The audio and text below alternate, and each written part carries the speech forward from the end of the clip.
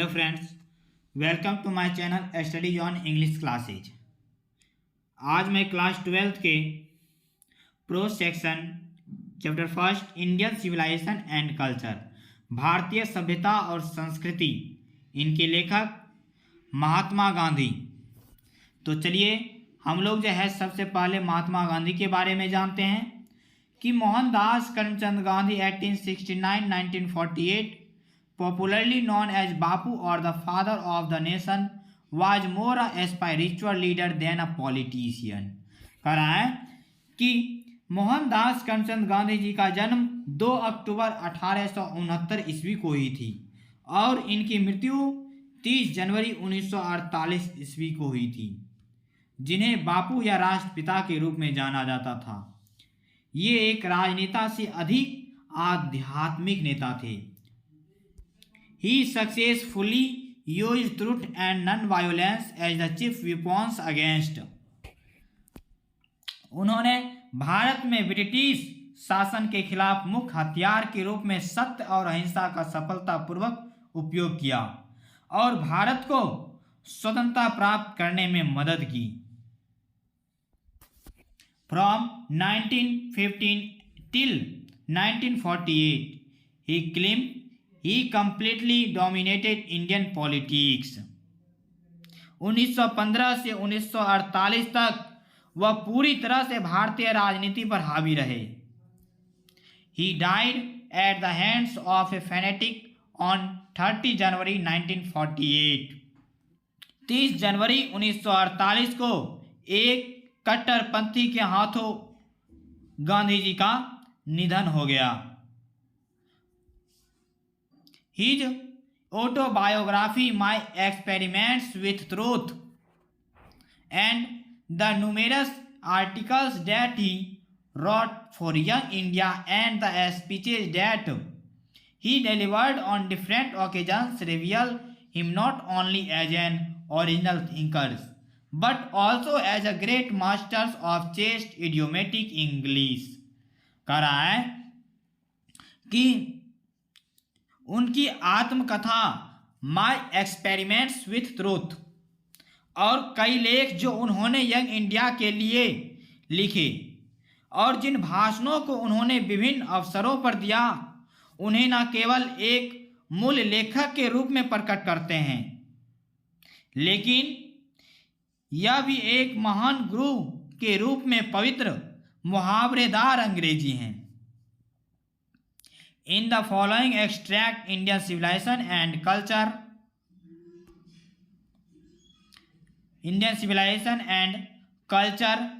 Gandhi ji talks about the sound foundations of Indian civilization which has successfully withstood passage of time।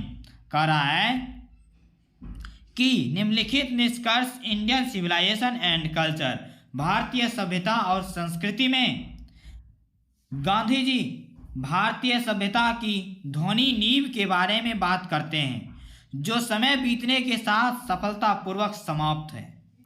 The western civilization which has the tendency privilege materiality can not match the Indian civilization that elevates the moral being.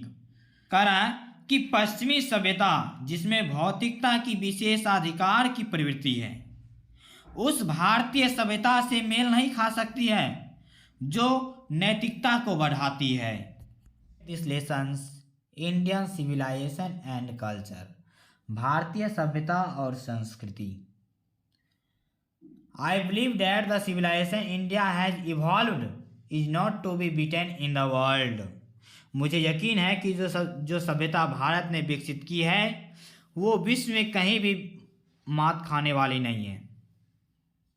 Nothing can equal the seed sown by our ancestors, यानी कि हमारे पूर्वजों द्वारा बोए जाने वाले बीज की बराबरी नहीं की जा सकती है।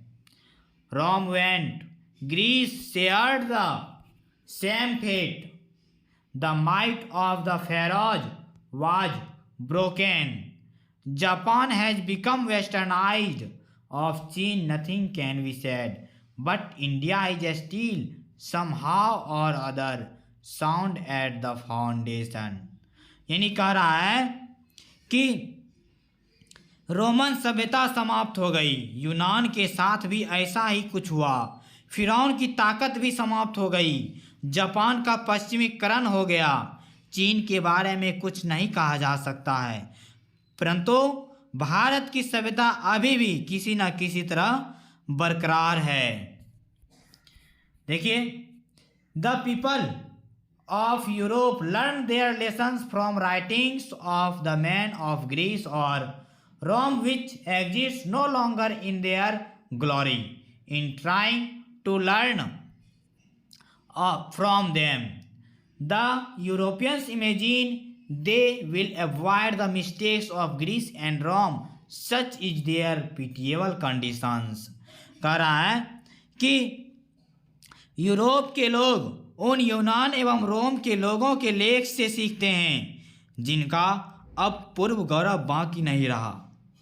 उनसे सीखने के क्रम में यूरोप वासियों को लगता है कि वो लोग रोम एवं यूनान के लोगों की गलतियों को नहीं दोहराएंगे। इतनी दयनीय स्थिति है उनकी। In the midst of all this India remains immovable and that is her glory. यानी इन सब के बीच भी भारत अटल है और यही इसकी सुंदरता है। It is a charge against India her people are so uncivilized, ignorant and stolid that is not possible to induce them to adopt any changes. यानी भारत पर यह आरोप है कि इसके लोग इतने असभ्य, अनपढ़ और जिद्दी हैं कि उन्हें किसी बदलाव के लिए राजी कर पाना संभव नहीं है। It is a charge really against our merit.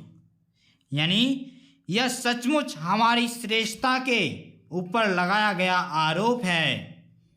What we have tasted and found true on the anvil of experience, we dare not change। यानी कि जो कुछ भी मैंने परखा और अपने तजुर्बे के आधार पर सत्य पाया, हमें किसी परिवर्तन की जरूरत नहीं है। Many thrust their advice upon India and she remains steady। यानी कह रहा है कि बहुत से लोगों ने भारत पर अपने मशवरों को थोपने की कोशिश की, लेकिन वो फिर भी स्थिर है। This is her beauty, it is the sheet anchor of our hope. यही उसकी सुंदरता है और यही हमारे उम्मीद की आखिरी किरण है। Civilization is that mode of conduct which points out to man the path of duty, performance of duty and observance of morality are convertible terms। यानी सभ्यता हमारे चरित्र का वो आदर्श है जो मनुष्य को उसके फर्ज का रास्ता दिखाता है। कर्तव्य का निर्वहन एवं नैतिकता का अवलोकन बदलने योग्य चीजें हैं। Morality is to attain mastery over our minds and our passions. यानी नैतिकता का पालन करके ही हम अपने दिमाग एवं अपनी भावना पर नियंत्रण कर सकते हैं। So doing we know ourselves. ऐसा करने पर हम अपने आप को जान सकते हैं। The Gujarati equivalent for civilization means good conduct. Gujarati में सभ्यता का अर्थ होता है अच्छा चरित्र। If this definition be correct then India as so many writers have shown has nothing to learn from anybody else, and this is as it should be. यानी यदि यह परिभाषा सही है तो भारत को, जैसा कि बहुत से लेखकों ने बताया है, किसी से कुछ सीखने की जरूरत नहीं है, और यह ऐसा ही है जैसा इसे होना चाहिए. We notice that the mind is a restless bird. The more it gets, the more it wants, and still remains unsatisfied. यानी कारण हम देखते हैं कि मनुष्य का दिमाग एक बेआराम परिंदा की तरह है. जितना ये पाता है उतना ही यह और अधिक पाने की चाह रखता है, फिर भी यह असंतोष रहता है. The more we indulge in our passions, the more unbridled they become. यानी जितना ही हम अपनी भावना को तृप्त करते हैं उतनी ही यह अनियंत्रित रहती है. Our ancestors therefore set a limit to our indulgences. इसलिए हमारे पूर्वजों ने हमारे तुष्टि की एक सीमा तय कर दी. They saw that happiness was largely a mental conditions. उन्होंने देखा कि हमारे खुशी का संबंध मानसिक परिस्थिति से है. A man is not necessarily happy because he is rich or unhappy because he is poor. यानी जरूरी नहीं कि जो अमीर है वो खुश रहता है और जो गरीब है वो नाखुश रहे. The rich are often seen to be unhappy, the poor to be happy. अमीरों को अक्सर उदास देखा गया और गरीबों को खुश. Millions will always remain poor. लाखों लोग हमेशा गरीब रह जाते हैं. Observing all this, our ancestors dissuaded us from luxuries and pleasures. कि इस सब को देखते हुए हमारे पूर्वजों ने हमें विलासिता और आनंद से दूर रखा. We have managed with the same kind of plow that existed thousands of years ago. कि हम लोग आज भी उसी प्रकार जी रहे हैं जैसा हमारे पूर्वज जी रहे थे. We have retained the same kind of cottages that we had in former times, and our indigenous educations remains the same as before. यानी कि हम आज भी उसी प्रकार की झोपड़ी में रह रहे हैं जैसी पहले थी, और हमारी देसी शिक्षा का स्वरूप भी वैसा ही है जैसा पहले था. We have had no system in of life according competitions.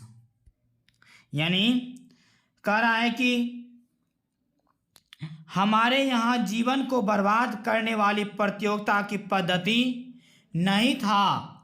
Each followed his own occupation or trade and charged a regular wage.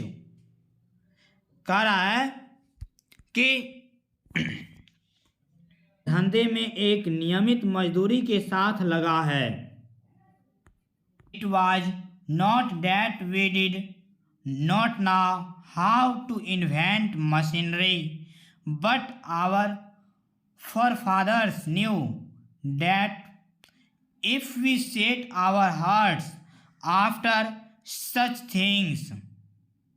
यानी क्या ऐसा नहीं था कि हमारे पूर्वज यंत्रों का आविष्कार करना नहीं जानते थे, बल्कि वो भी जान रहे थे कि अगर हम इन आविष्कारों में उलझ गए तो हम अपना चरित्र खो देंगे.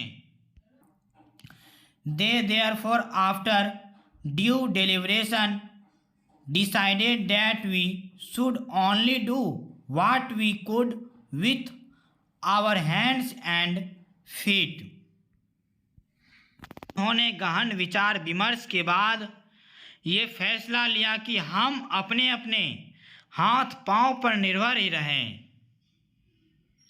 They saw that our real happiness and health consisted in a proper use of our hands and feet. उन्होंने देखा कि हमारी सच्ची खुशी और स्वास्थ्य हमारे हाथ पांव के इस्तेमाल करने में छुपी है. Thank you friends. यदि आपने अभी तक हमारे इस चैनल को स्टडीज ऑन इंग्लिश क्लासेज को यदि आपने अभी तक सब्सक्राइब नहीं किया है तो जाके तुरंत सब्सक्राइब कर लें और बेल आइकन का बटन ऑन कर लें ताकि हमारी यह वीडियो सबसे पहले आप तक पहुँचे. जय हिंद मेरे दोस्तों.